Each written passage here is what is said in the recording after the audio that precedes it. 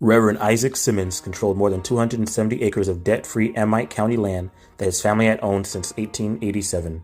Reverend Simmons worked the land with his children and grandchildren, producing crops and selling their property's lumber. In 1941, 6 white men decided they wanted the Simmons land and warned Simmons to stop cutting lumber. Simmons consulted a lawyer to work out the dispute and ensure his children would be the sole heirs to the property. On Sunday, March 26, 1944, 6 white men arrived at the home of Simmons' eldest son, Eldridge, and told him to show them the property line.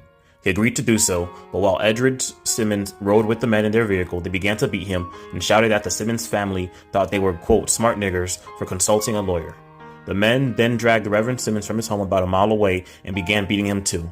They drove both Simmons further onto the property and ordered Reverend Simmons out of the car, then killed him brutally, shooting him 3 times and cutting out his tongue.